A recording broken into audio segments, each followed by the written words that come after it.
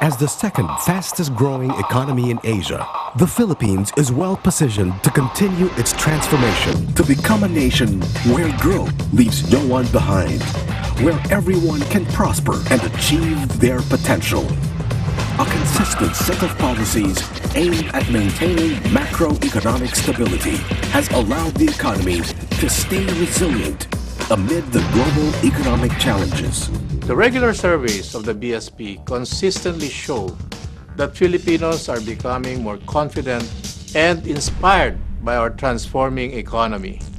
And in addition to easy monetary policy, the timely increases in government spending and more private sector activity help the Philippines stay on this growth pattern.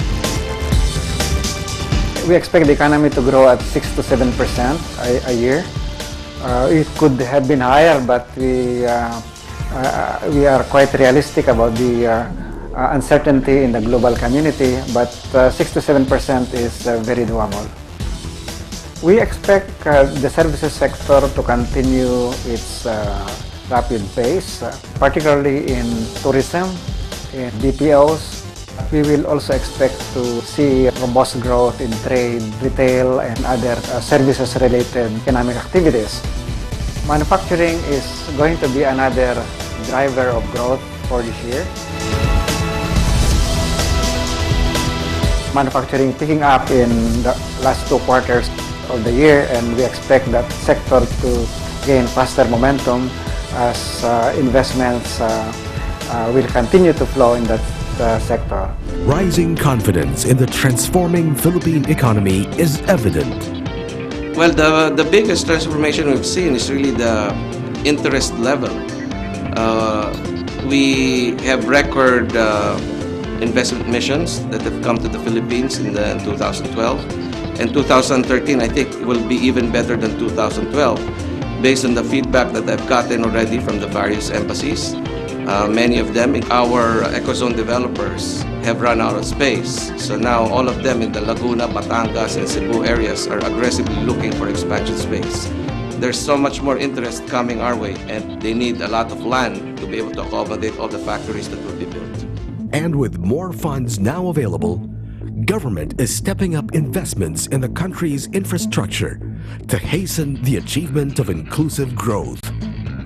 A connected air, sea, and land transport system results in better and efficient movement of goods and people, translating to higher productivity and economic growth.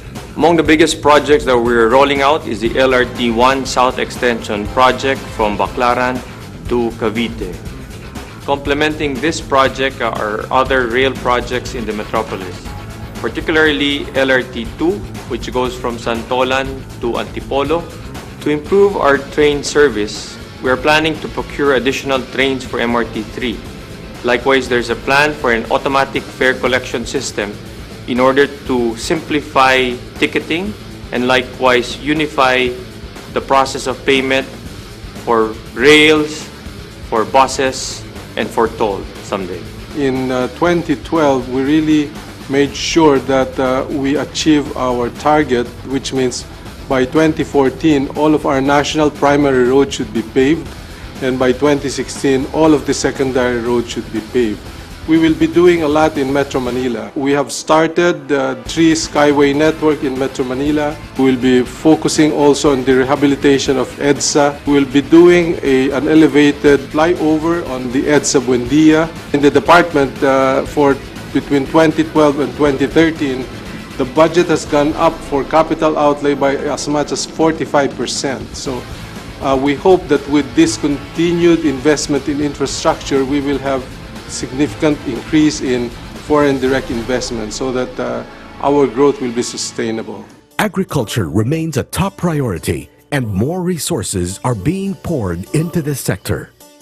In line with the government's Philippine Development Plan, we will pursue the goals of A. Improve food security and increase rural incomes.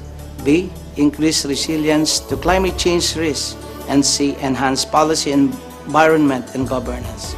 This year and beyond, we will continue to put in place interventions in the promotion of sustainable agri-fishery programs and projects to enable our farmers and fisher folks to produce better and earn more. On climate change, around 2.12 billion budget has been appropriated for 2013 to support the activities of climate change adaptation. Underpinned by the country's booming tourism, the services sector too is poised to gain. Tourism, in fact, accounts now for over 7% of GDP, and employment has been added to the picture. We now employ over 3.7 million individuals through the tourism business, in hotels, in restaurants, in guiding companies, tour buses, and the like. Amid its accelerating growth, the Philippines is cognizant of the challenges that it must confront. One key challenge is keeping up with the demand for energy. For each percentile of increase in our GDP, there's an equivalent of roughly around 150% to 200% increase on demand for power. We have a lot of power plants that will go online on 2015. So the long-term solution is actually there. An even longer solution is to link Mindanao and Visayas so that we have one grid in the Philippines. Seeking to harness the country's full potential, the government has set its sights on Mindanao, which is now the focus of its development efforts. What we're doing right now is pushing for IMEM. It's an interim market for electricity in Mindanao, which we hope to have in place by middle of 2013. By doing that, we can encourage generators on a short-term basis to supply power to those who actually need them. We will continue to support the development of Mindanao in various aspects of infrastructure, roads, bridges, airports, water supply, irrigation, because we feel Mindanao can contribute significantly to the country's growth. We will spend more for Mindanao this year as we allot 40% of DA's total 74.9 billion budget for rural development in southern regions of the country. Beyond the preservation of monetary and financial stability, the BSP will continue its advocacies to support MSMEs and local enterprises and improve financial education in Mindanao.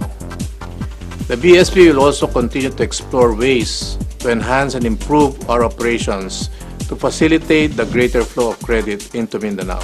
Efforts to uplift the country's second-largest island grouping are viewed to be effective, especially following the signing last year of the peace agreement between the government and the Moro Islamic Liberation Front. First of all, Mindanao is one of the most beautiful places in the world. To have peace in Mindanao is to open up an avenue of growth for Philippine tourism that wasn't there before.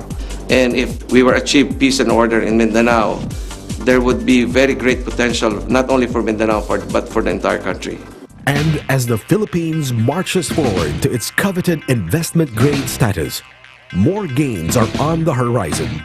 We have a very good chance of getting investment grade status by at least one of those rating agencies this year. And that will benefit the Philippines in terms not only of lower funding cost, but really for me, what is more important is really the expression of confidence by the international community. We think we will achieve investment grade rating this year. The ingredients for investment grade are there: solid economic growth, improved governance, fiscal prudence, a healthy banking system, and a strong external payments position. Indeed, the Philippines is well positioned to continue its transformation, becoming a nation with rapid and inclusive growth.